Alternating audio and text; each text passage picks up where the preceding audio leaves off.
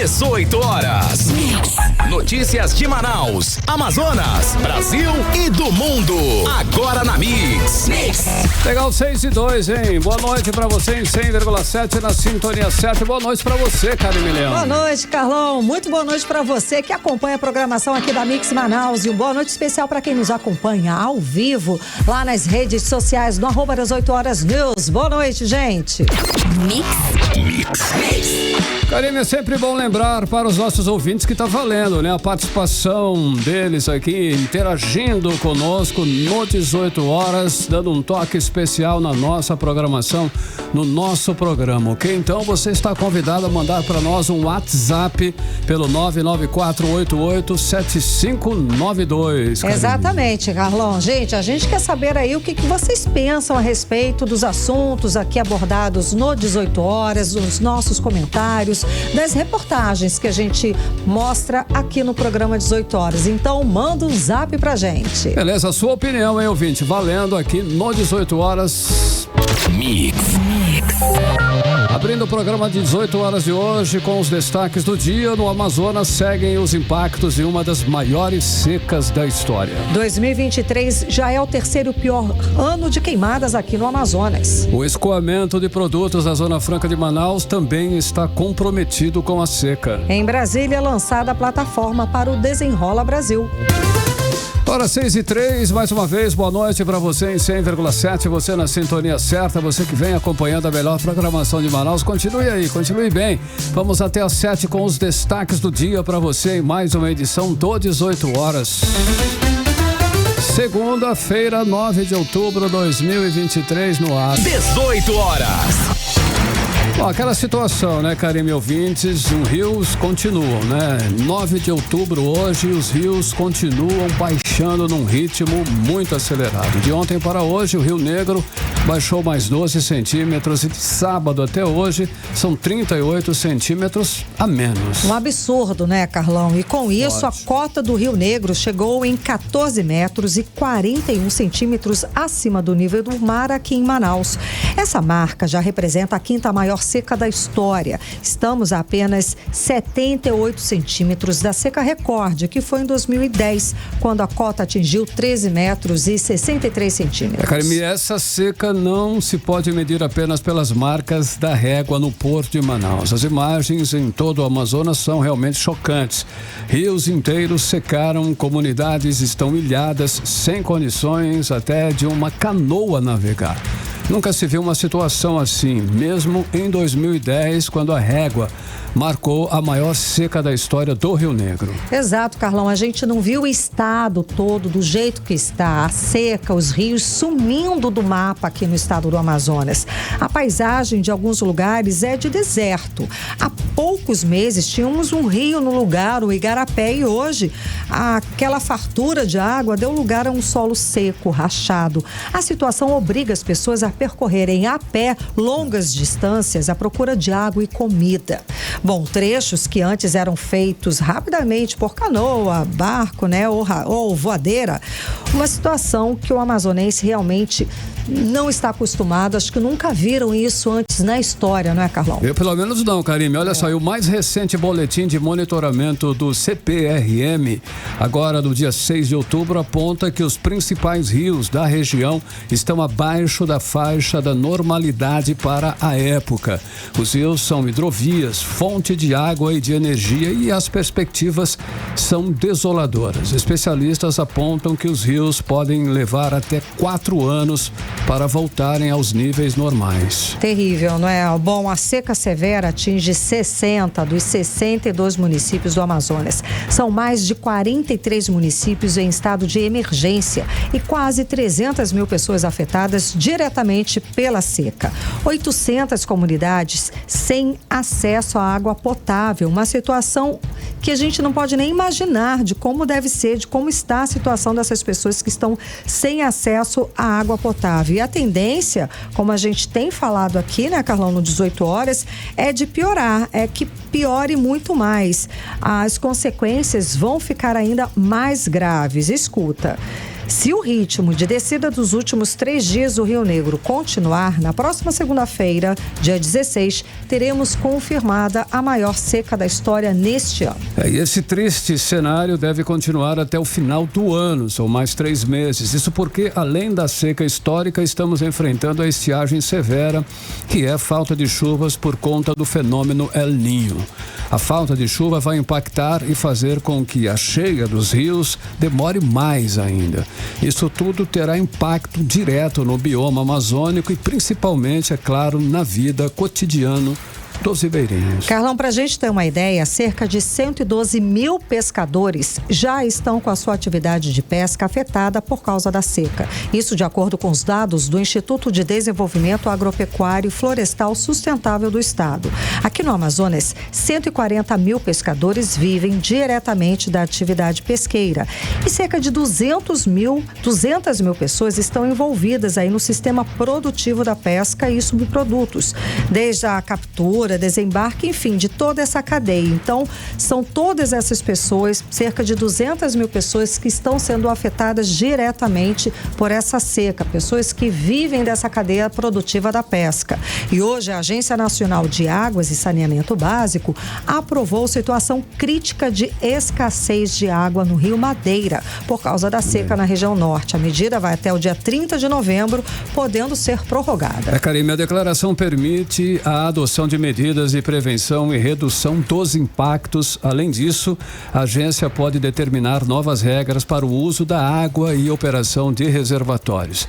A mudança autoriza ainda agências reguladoras e empresas de saneamento a cobrar taxas para cobrir custos adicionais por conta da falta d'água.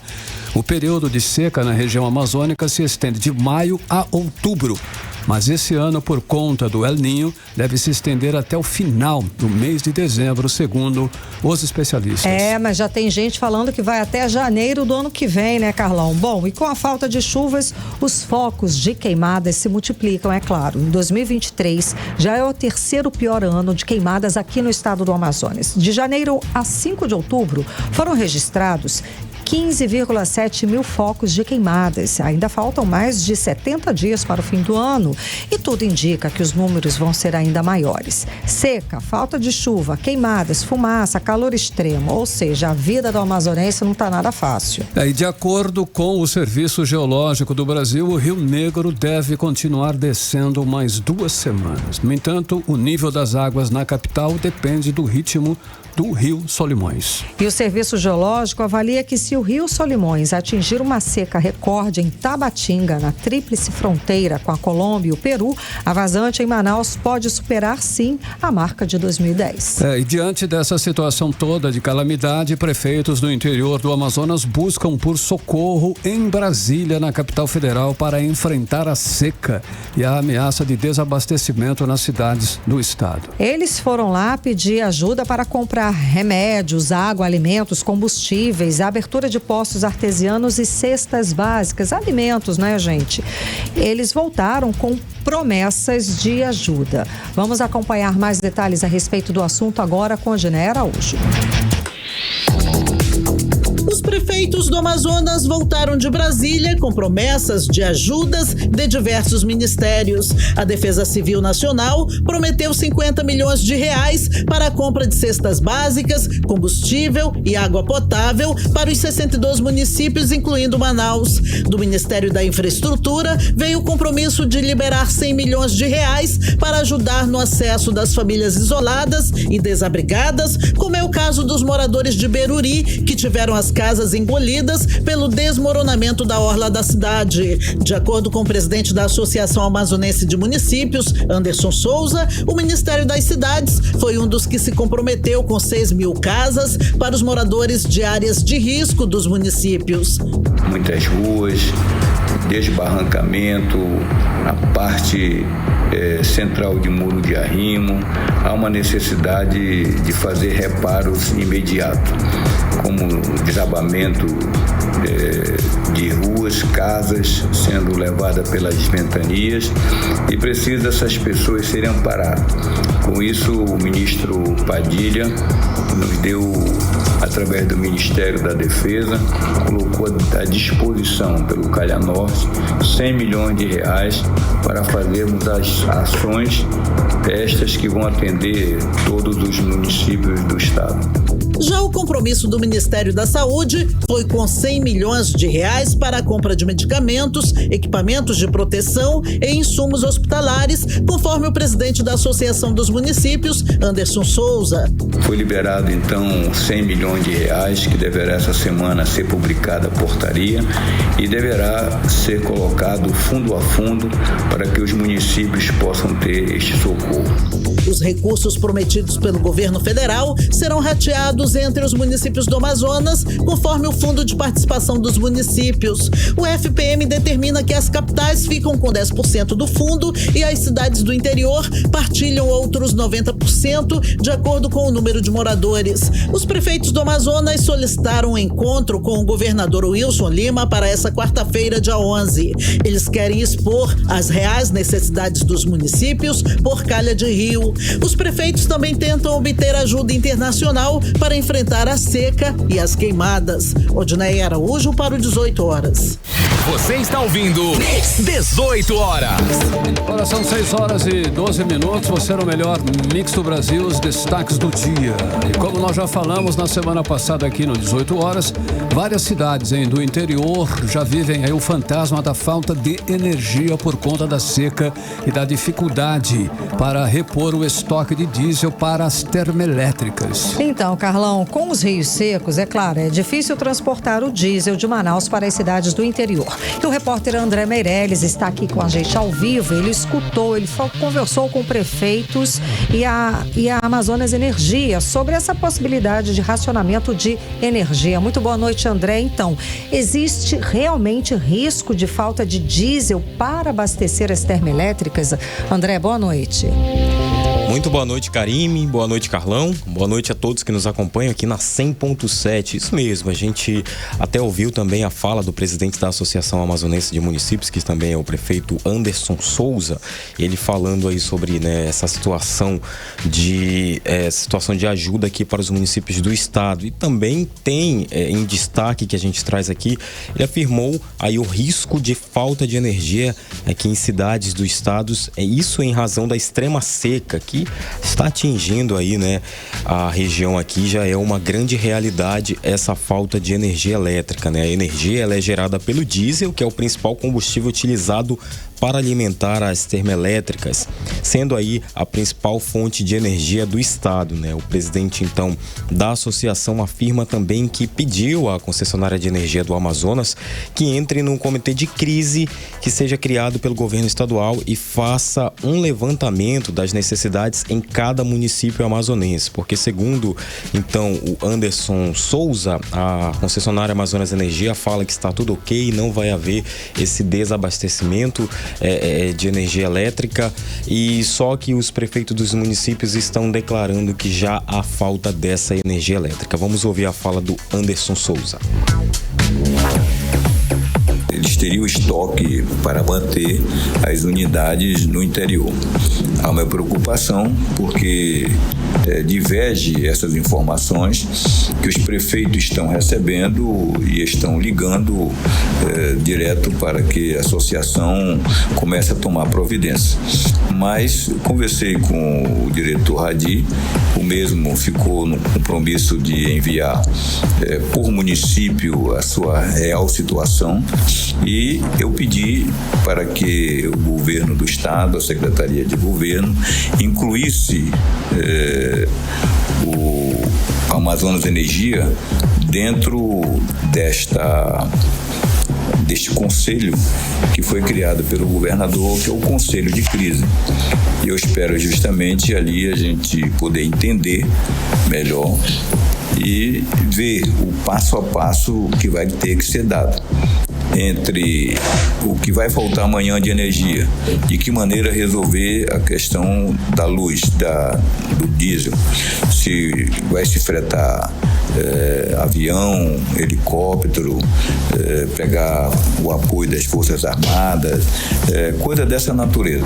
Então, tudo isso nós só iremos fazer se de fato a Amazonas Energia nos der esse retrato. 18 horas. Então a gente ouviu a fala do presidente da Associação dos Municípios, Anderson Souza, que também é prefeito de Rio Preto da Eva, falando sobre essa situação da falta de energia que é buscado pelos prefeitos aí desses municípios que já alegam a falta de energia em alguns locais. Já por meio de nota, a Amazonas Energia disse que a hipótese dessa falta de energia elétrica está descartada e não está faltando energia por falta de abastecimento. E sobre também o pedido do presidente da Associação Amazonense de Municípios, amanhã será feita uma coletiva de imprensa para tratar sobre os assuntos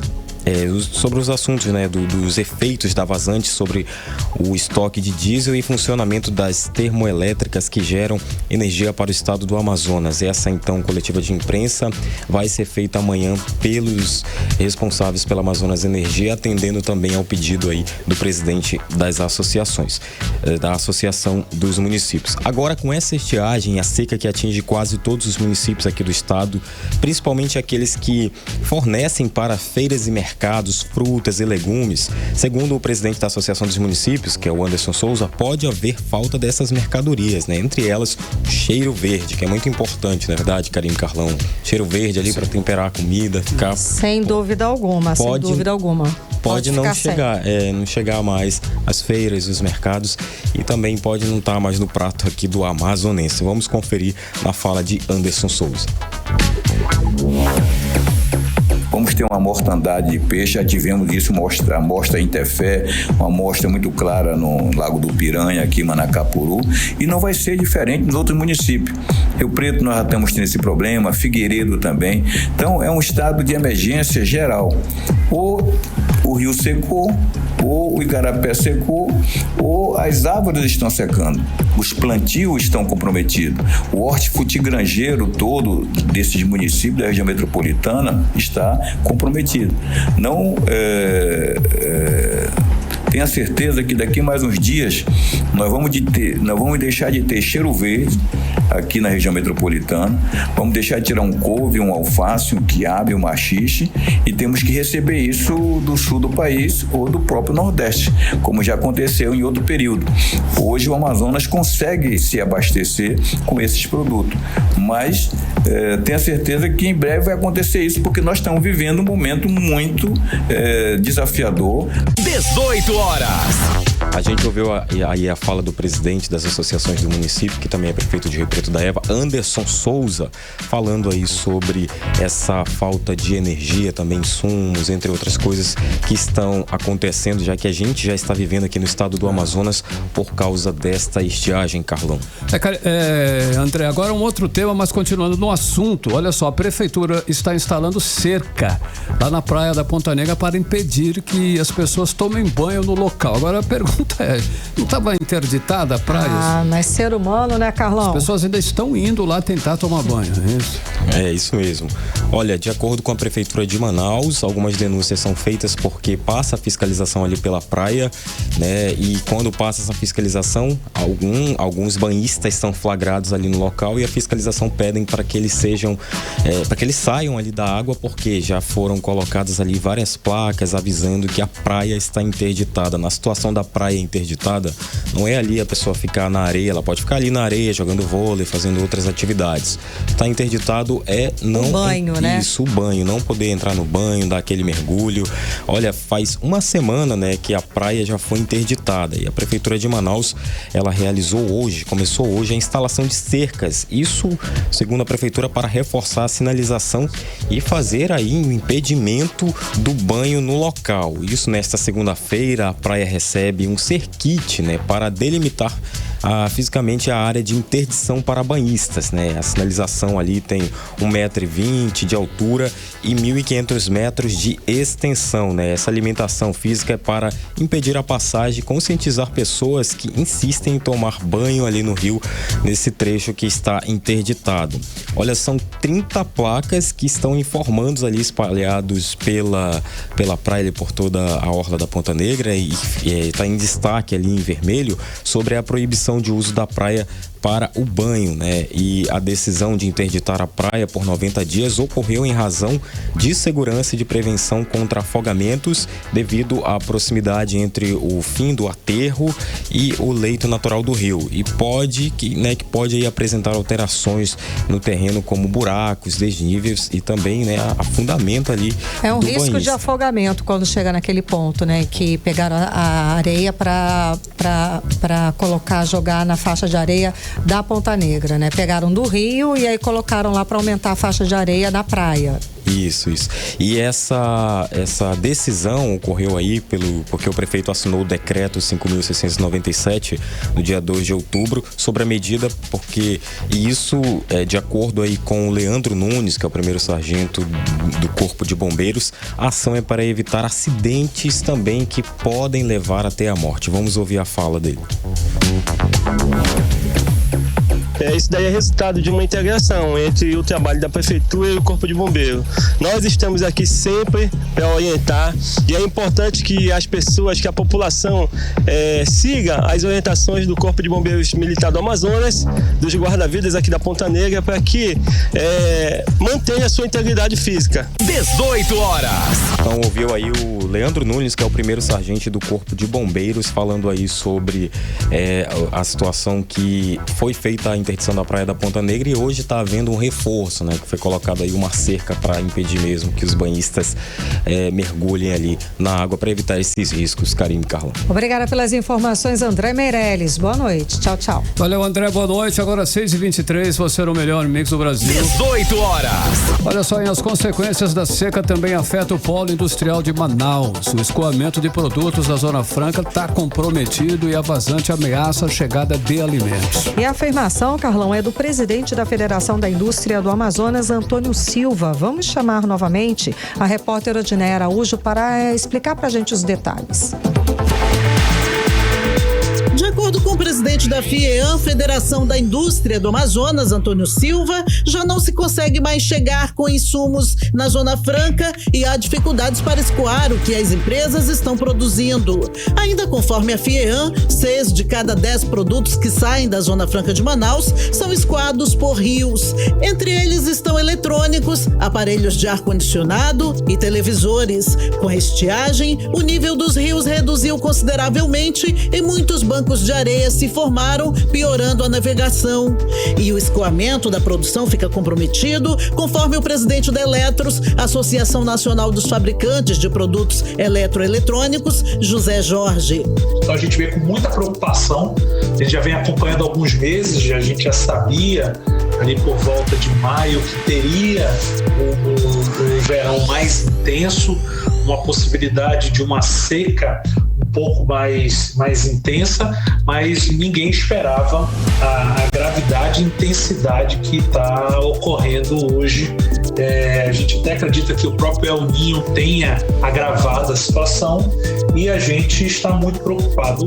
Ocorre que se essa estiagem se prolongar e ela se tornar ainda mais intensa, aí sim, talvez para a entrega dos produtos para o Natal, a gente tenha aí uma dor de cabeça e talvez até uma dificuldade muito maior. A Federação da Indústria considera que o próximo grande impacto pode ser a dificuldade na chegada de alimentos ao estado. As fabricantes e empresas que operam no escoamento de produtos lembram que, além do Rio Madeira, a situação se repete nos rios Negro e Solimões. Segundo a FIEAM, mercadorias que antes podiam ser entregues em até 5 dias estão levando de 20 a 25 dias para chegar ao seu destino.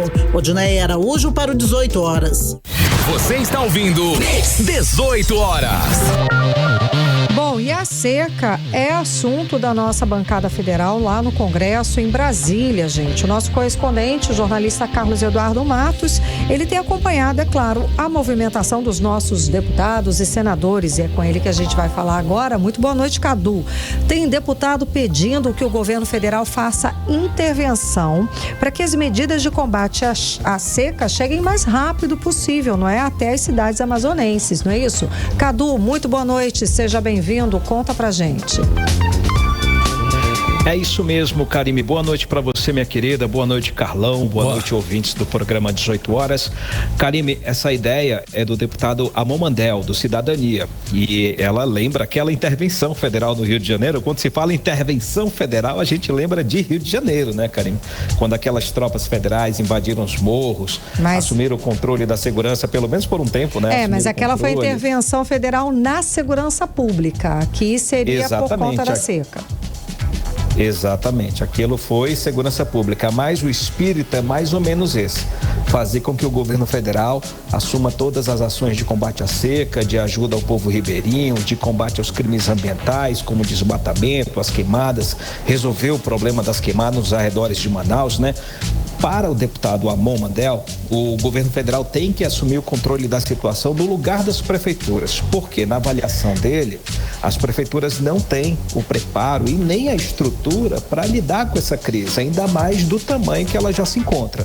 Então eu conversei com ele agora à tarde, e o deputado Amon explicou um pouco mais sobre essa ideia de intervenção federal. Para os nossos ouvidos, né, parece um pouco estranho, mas não deixa de ser uma iniciativa ousada e até corajosa. Vamos ouvir.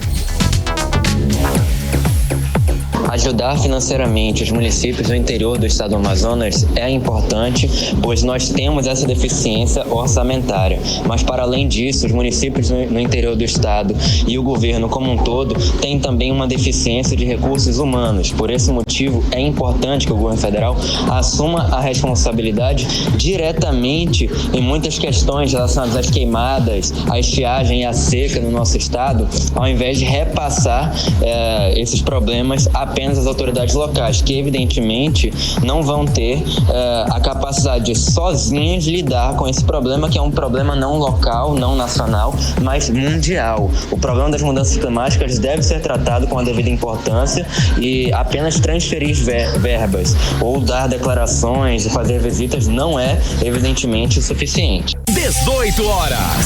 Aí agora a gente acompanhou o posicionamento do deputado federal Amon Mandel a respeito de toda a tratativa que essa seca, essa estiagem deve ser tomado, né, Cadu?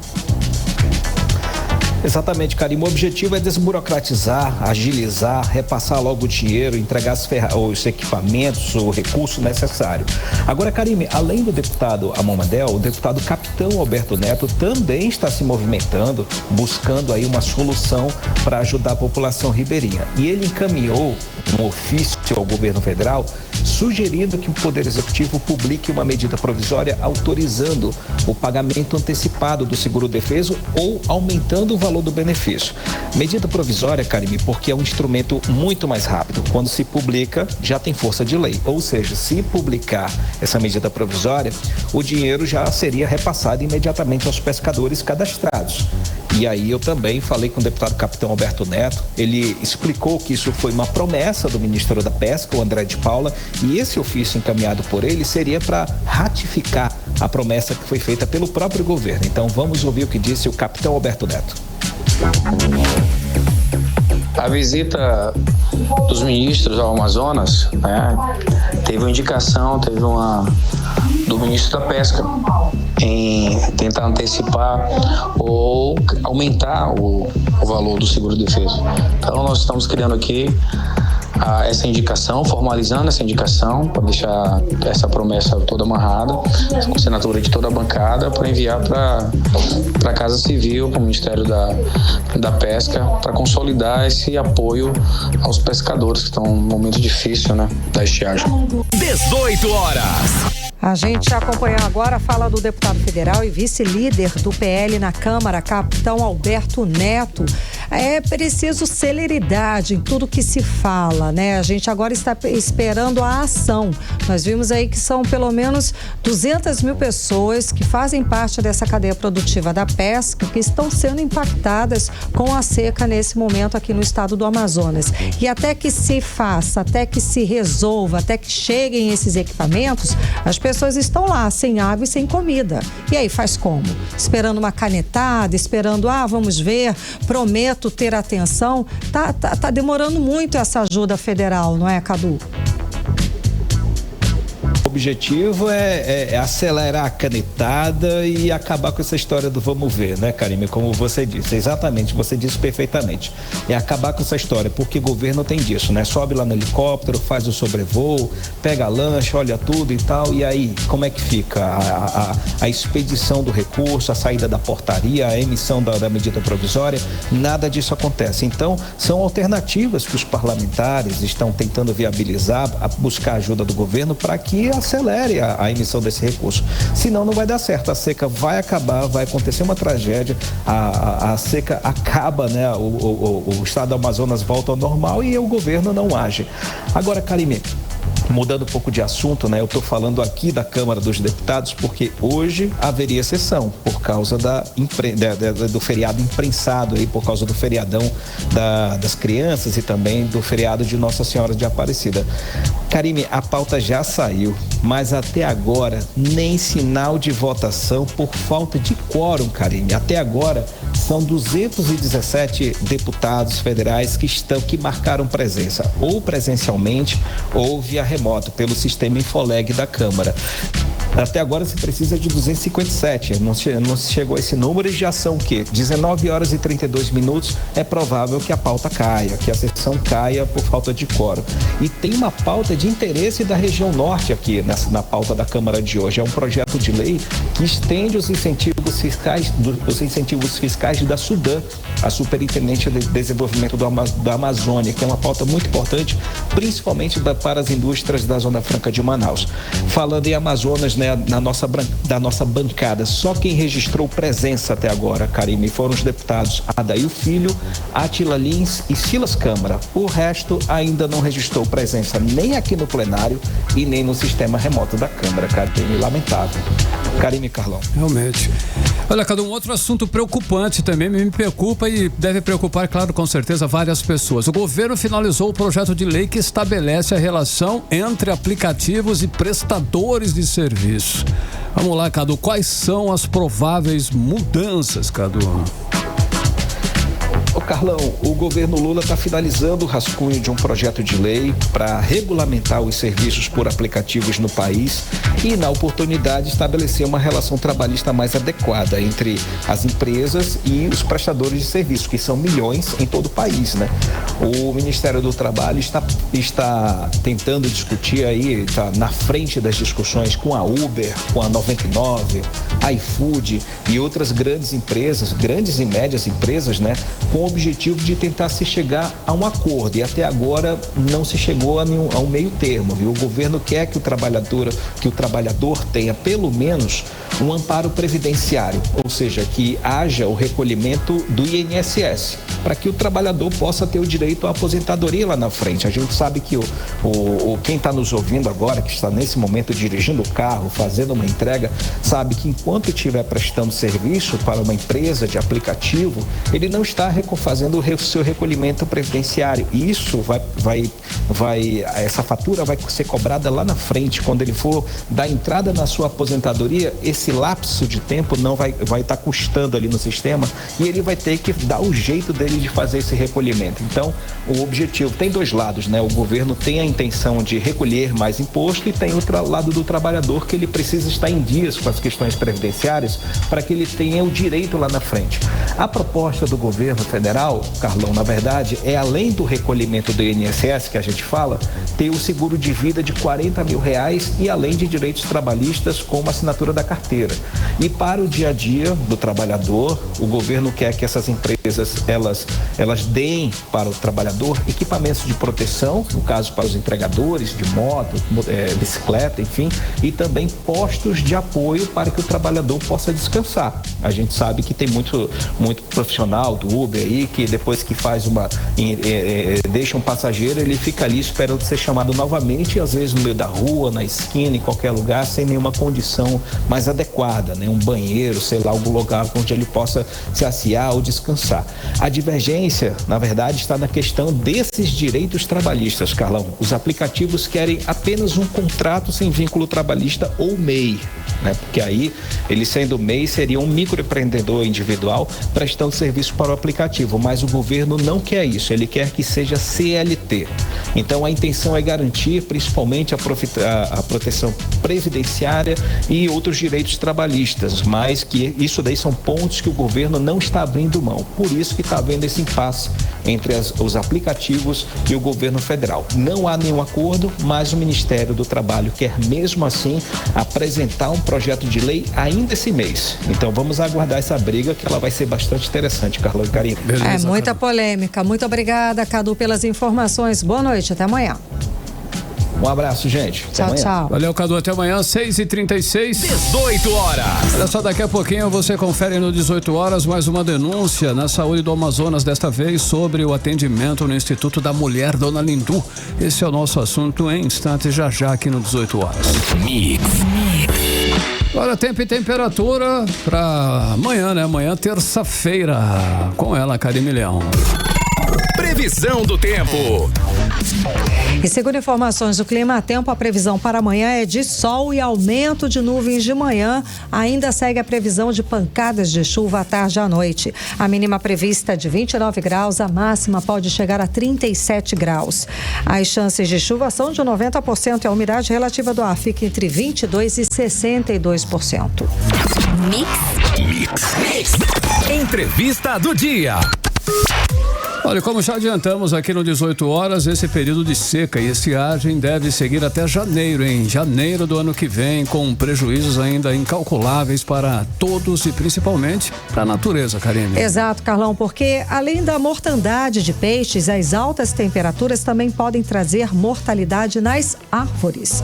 E é sobre esse assunto que vamos conversar agora com o biólogo Adalberto Luiz Val, pesquisador do INPA. Muito boa noite, seja bem-vindo ao 18 horas. Então, nós vimos aí cenas estarrecedoras de peixes, botos, mortos, boiando nos rios. A causa foi a alta temperatura da água, doutor? Os peixes praticamente cozinharam, foi isso? Muito boa noite. Boa noite, um prazer estar com vocês e conversar com os telespectadores. Pois é, essa é uma situação extremamente crítica aqui na Amazônia. Nós já tivemos, em função da dinamicidade própria do ambiente, outros anos anteriores com situações bem dramáticas. Mas esse ano nós tivemos uma conjugação de uma seca intensa, estiagem muito forte, com temperaturas muito elevadas. Nós estudamos os peixes aqui no nosso laboratório em função das mudanças climáticas mais recentes. E o que a gente tem observado é que, para a grande maioria das espécies de peixes, as temperaturas críticas estão aí entre 35 e 38 graus Celsius. E nós estamos observando no ambiente natural temperaturas bem mais altas que isso. E isso coloca em risco a vida dos peixes e de outros organismos aquáticos de uma maneira geral. Por que isso? Porque isso está relacionado ao limite de funcionamento do metabolismo desses animais, das enzimas, das proteínas, que começam a desnaturar e não funcionam mais adequadamente. E isso leva, evidentemente, qualquer organismo à morte. Ok, olha só, como vai ser possível a vida nos rios voltar aí a ser o que era? Eu digo o seguinte, a natureza sozinha, ela vai conseguir repovoar de peixes os rios aí num tempo, digamos, hábil no processo, doutor? Nos outros anos a gente teve uma recuperação relativamente rápida. Esse ano, como eu disse, tem uma situação mais intensa. É possível que demore um tempo um pouco maior. A gente não tem estimativa desse tempo. Mas o sistema é resiliente o suficiente para se recuperar. A diversidade que tem no ambiente amazônico dá essa característica a ele, uma resiliência maior, né? De uma maneira geral. O grande problema é que nós estamos conjugando estressores ambientais, desafios ambientais. Não é só a temperatura, mas é uma série de outros fatores ambientais que acabam, de certa forma, agindo de forma sinérgica aumentando o impacto das mudanças climáticas sobre os peixes e outros organismos da biota aquática. Poluição, por exemplo, poluição por plásticos. Isso é um problema extremamente sério também, porque acelera o impacto dessas mudanças sobre os peixes. Agora, a gente viu que essa alta temperatura também foi registrada no topo das árvores. Parece que chegou a mais de 40 graus. Qual a consequência para a vida nas florestas, incluindo aí os animais aqui da região?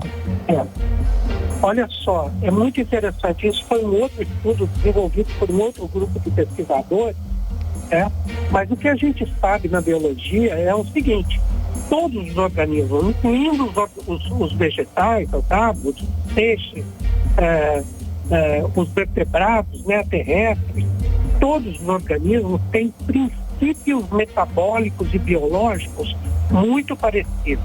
É a unicidade da vida. Cada um vai levando os seus sistemas para as suas necessidades. Nas árvores, nas folhas das árvores, particularmente, a gente tem um conjunto de processos metabólicos acontecendo lá. De noite é a respiração, de dia, quando tem luz, é a fotossíntese. Tanto a respiração quanto a fotossíntese são dependentes de enzimas, de proteínas que estão dentro das folhas. Essas proteínas são termossensíveis, são sensíveis às temperaturas, como é o metabolismo dos peixes. Então, o resultado que esse grupo encontrou para as árvores é o mesmo que nós encontramos para os peixes. Portanto, são publicações correlatas sobre o mesmo impacto ambiental, mostrando que árvores e peixes respondem da mesma forma a esse impacto ambiental. É o que nós chamamos de ponto de não retorno, um tipping point, certo, para peixes, para árvores em função do aumento das temperaturas. Olha só, doutor, nós estamos aí enfrentando os efeitos de um El Niño intenso, diferenciado esse ano. O senhor sabe se já tivemos registrado um período de seca e estiagem tão severos como o que nós estamos passando hoje? Nós já tivemos períodos de estiagem intensos na Amazônia anteriormente, mas desta vez a conjugação com temperaturas mais altas, como a gente viu na Copa das Árvores de até 42 graus, eu vou ter uma conversa agora com alguns colegas lá de Mamirauá, eles registraram na água mais de 39 graus Celsius, tá certo? Então, isso é uma coisa diferenciada neste evento que estamos tendo em 2023. Agora, a previsão que a gente já tem da própria Defesa Civil do Estado é que essa seca, que toda essa estiagem siga até janeiro do ano que vem. Na sua análise, a vida dos rios, da floresta, vai suportar tanto tempo? Como é que vai ficar o cenário aqui para o Estado? Olha, é como eu disse para você, o sistema é resiliente. Eu acredito na recuperação do sistema por conta dessa resiliência, tá certo? Não são todos os peixes de uma dada espécie que vão morrer, uma parte deles são os mais sensíveis, né? E, portanto, a partir do que sobra no sistema, existe uma recolonização do sistema. Então, há uma certa resiliência do sistema. É uma pena que isso aconteça com tamanha mortalidade dos animais. Mas note, essa estiagem, ela vai se recompor um pouco antes disso, a gente espera, tá certo? Porque na parte mais norte do sistema a gente já está tendo recuperação. Agora, olha só, na prática, ainda existe como reverter ou amenizar um pouco esses efeitos aí tão devastadores para a vida na Amazônia? E o que podemos fazer aí de um modo geral? Sem dúvida nenhuma, né? Muita gente tem me perguntado exatamente isso, né? Nós temos que pensar no todo e fazer a nossa parte, tá certo? Primeiro de tudo, nós precisamos, na realidade, cuidar do ambiente em que a gente vive, né? Tratar o ambiente que a gente está vivendo e compartilhando com um monte de outros organismos, peixes, plantas, insetos, do jeito que a gente vem fazendo, é caminhar para uma situação extremamente crítica, muito mais crítica do que essa que a gente está vivendo. O segundo ponto, e é fundamental, é que a gente continue estudando intensivamente a Amazônia. Não é possível a Amazônia continuar a mercê de um investimento tão frágil em ciência, tecnologia e educação como esse que nós estamos vivendo. Tá certo? A Amazônia recebe menos de 5% dos investimentos em ciência e tecnologia. E isso não é só aqui no Brasil, é em todos os países amazônicos. Nós precisamos nos preparar melhor, estudar melhor e ter mais pessoas qualificadas estudando o ambiente amazônico. Precisamos levar esse conhecimento para as nossas populações interioranas, porque sempre contribuíram, foram elas que sempre contribuíram com a manutenção e conservação da floresta. Beleza. Muitíssimo obrigada pela sua participação hoje, conversando com a gente aqui no 18 Horas. Foi um prazer. Se precisar de mim, pode chamar. Estamos também à disposição e o bom foi a boa notícia, que o senhor falou que já tem água, já está chovendo lá, os rios já estão voltando a encher. Muitíssimo obrigada, doutor, pela sua participação. Obrigado, doutor. Prazer. Boa noite. Boa noite. Conversamos com o biólogo Adalberto Luiz Val, pesquisador do INPA. 6h47. 18 horas.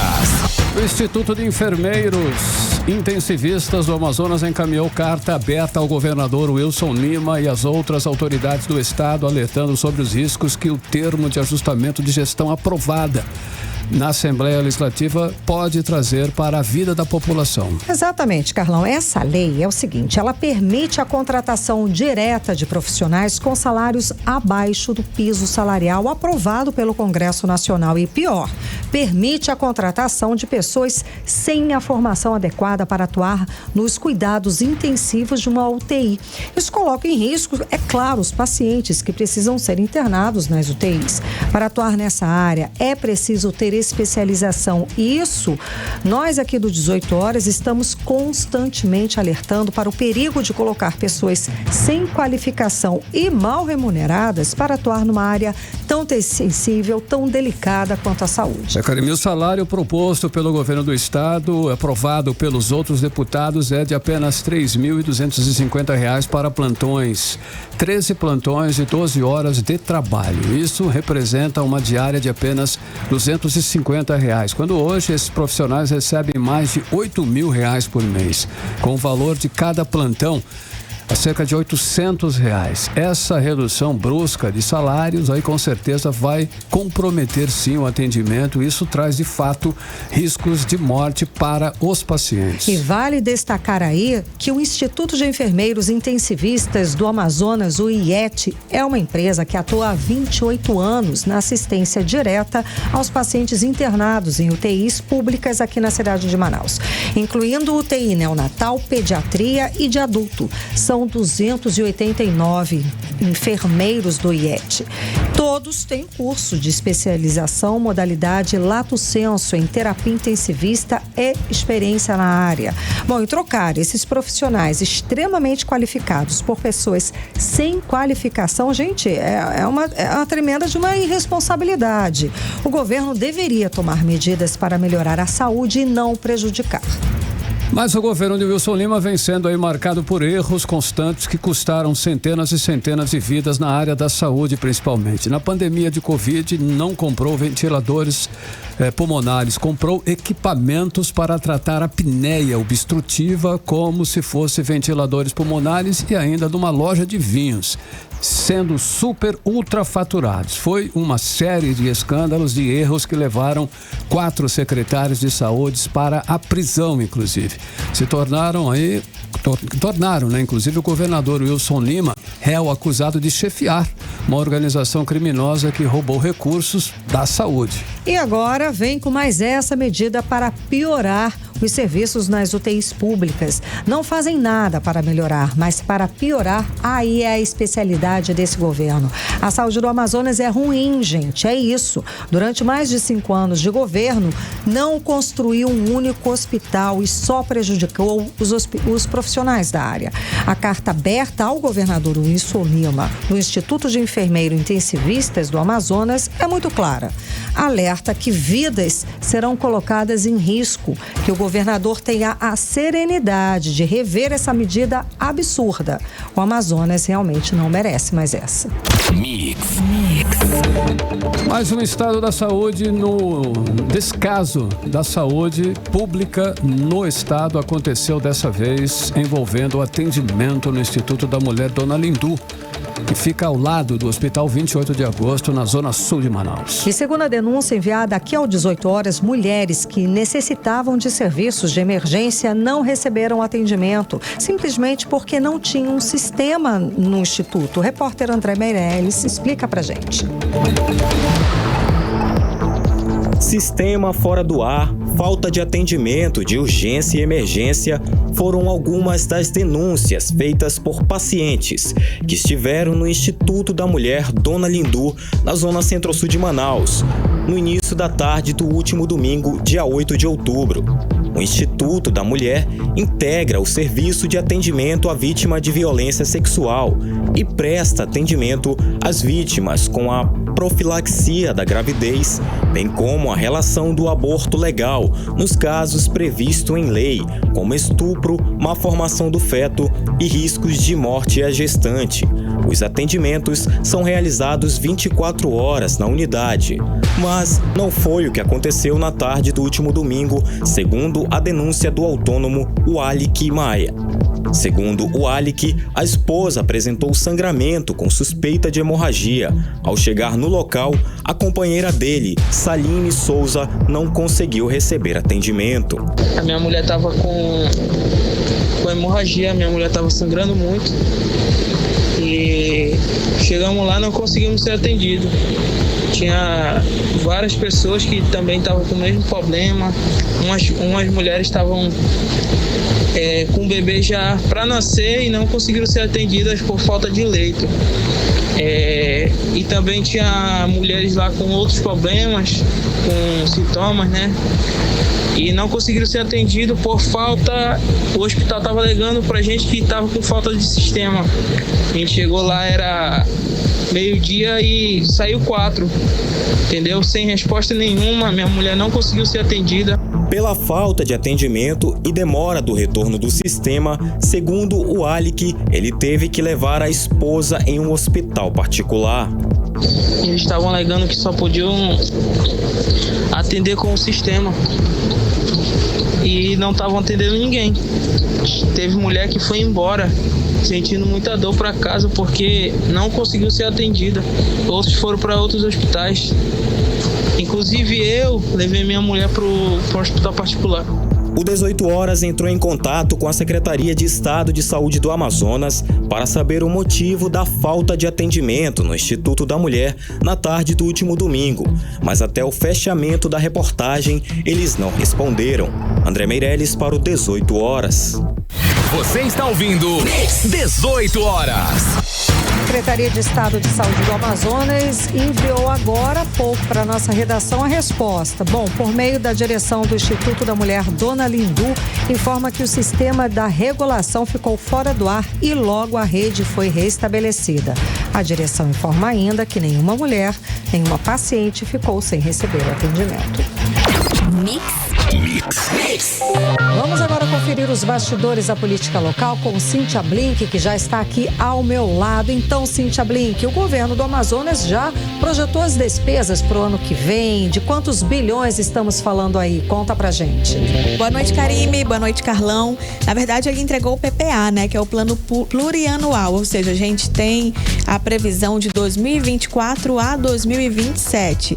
A gente está falando nesse período todo, desses 4 anos, de mais ou menos 130 bilhões. Agora, só para 2024, a previsão é de 30 bilhões. E a prioridade vai ser na desburocratização e governo digital. Isso é um programa da gestão do governador Wilson Lima, que fala ali sobre deixar mais acessível os programas que são voltados para a população, ou seja, em teoria, deixa aí mais fácil, por exemplo, de agendar consulta, agendar exame, agendar esse tipo de coisa, acompanhar como é que está a sua vez de fazer algum tipo de cirurgia, mas também fala em aumentar a transparência, aumentar essa comunicação direta entre o governo e as pessoas, né? Enfim, desburocratização e governo digital. Então, nesse setor, digamos assim, vai ser um investimento de 19,6 bilhões. Outro que fica em segundo lugar aí de gastos é a educação, segundo maior recurso previsto, de 3,8 bilhões. De 3,8 para a educação toda. Aí desse valor, 2,1 bi é para gestão e controle do Fundeb. E depois vem os repasses obrigatórios, que são para os poderes legislativo, judiciário, controle externo, que é Tribunal de Contas, enfim. Recursos para a saúde serão destinados a 1,6 bilhão, é o quarto maior valor. Karime, Carlão. Ei, Blink, olha só, os vereadores de Manaus, eles estão mais preocupados, digamos assim, com a guerra em Israel do que propriamente as secas aqui dos nossos rios, essa situação? Vou te falar, não é só com a guerra não, viu? Eles também estão comemorando aí a subida do Amazonas FC para a Série B. Eita. O que é justo comemorar, mas assim, durante uma sessão, vereadores fazendo moção disso, eu entendo que eles desbloquearam uma nova habilidade. Eles não fazem mais só título de honra ou título de cidadão de Manaus. Agora eles também fazem moções de repúdio e de aplauso. Aí teve uma moção de repúdio aí, como você falou, né? Por conta da guerra em Israel. Assim, é justo fazer? Ok, mas o que um vereador de Manaus pode fazer ao fazer essa moção de repúdio? Que diferença faz na vida de alguém? E aí a gente precisa lembrar que cada um dos 41 vereadores tem uma remuneração de 18 mil, fora cotão, fora verba de gabinete. Então a gente precisa que Manaus entre na pauta dos vereadores da cidade, porque fica parecendo que eles estão ali como um palco para qualquer coisa que não aquilo que interessa. Karime, Carlão. Cíntia, atualiza pra gente a questão de como tá lá o Tribunal de Contas do Estado. Temos novidades desse fight? Temos animação aberta, né? Tribunal de Contas não para de entregar. Acho que ela tá disputando com a Câmara Municipal de Manaus atualmente. O que está sendo dito é que amanhã haverá uma manifestação de repúdio contra o conselheiro Ari Moutinho. A previsão é que aconteça amanhã, terça-feira, às 14 horas, em frente ao TCE. O objetivo é pedir a retirada do conselheiro do Tribunal de Contas em solidariedade à conselheira Yara Lins e todas as mulheres vítimas de violência de gênero. Mas não tem só isso não, também eu soube que Yara Lins entrou com uma representação dentro do próprio Tribunal de Contas contra o conselheiro Ari Moutinho Júnior. Isso aconteceu hoje mesmo, tá? E também teve o conselheiro Ari Moutinho Júnior rebatendo, dizendo, eu desafio a presidente eleita Yara Lins e todos os outros conselheiros a abrir mão do sigilo fiscal, fazendo aí uma provocação de que, enfim, tem gente para temer também, além dele. Eu falei que tá animado. Prometo ficar de olho no TCE para trazer mais informação por aqui. Obrigada, Cíntia. Boa noite. Até amanhã. Até amanhã. 18 horas. Esporte. Olha só, Cid Soares, agora teremos time amazonense na Série B. O Amazonas Futebol Clube fez história. É isso mesmo, Cid Soares? Bom, a gente tem uma história para contar, né? O São Raimundo foi o último time local a ocupar espaço na disputa da Série B no Campeonato Brasileiro. Isso lá em 2006. Hoje o Amazonas traz de volta um acesso depois de 17 anos. Foi incrível o número de pessoas que ocuparam as ruas ali no entorno da Arena da Amazônia e depois lotaram arquibancadas e camarotes dentro do estádio. Não poderia ser melhor, né? Público recorde na Arena. Amazonas bateu o Botafogo da Paraíba por 2-0, conquistou o acesso à Série B do ano que vem e com a vitória do Volta Redonda sobre o Paysandu ainda vai disputar a final do campeonato da Série C do Brasileirão contra o Brusque, Santa Catarina. A primeira partida da final será disputada já nesse próximo domingo, dia 15.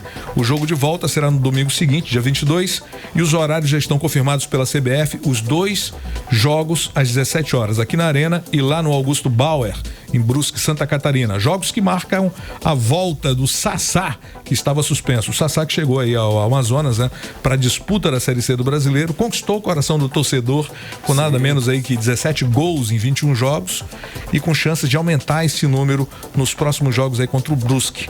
E ontem o Flamengo chegou a um acerto com o Tite e hoje foi oficializado como treinador do clube. É o que temos para hoje. Beleza, Cid. Muito obrigada, Cid Soares. Valeu. Até amanhã. Mix. 7 em ponto. Seguimos direto para o editorial 18 horas. Editorial 18 horas. O Rio Negro e Manaus, a menos de 1 metro da maior seca já registrada, dá para prever que a seca deste ano será, se não a maior, uma das maiores. Na manhã de hoje, faltavam apenas 78 centímetros para a cota chegar aos 13 metros e 63 centímetros do recorde registrado em 2010. Naquele ano, a vazante recorde aconteceu no dia 24 de outubro. Portanto, ainda faltam 14 dias para atingir a data do recorde. E o rio continua vazante de mais de 10 centímetros por dia. Até o dia 24 seriam mais 1,40 m de vazante. Mantida a previsão de que a estiagem em 2023 vai até o final do ano, as autoridades devem se preparar para uma situação bem difícil. E a prioridade é garantir as linhas de transporte de alimentos e combustíveis para Manaus e todas as áreas atingidas. E os gestores não podem dizer que não foram alertados. 18 horas. 7-1, Karime, boa noite. Boa noite, um beijo, até amanhã. Até amanhã. Você ouviu 18 horas. As notícias do Brasil e do mundo. De volta amanhã.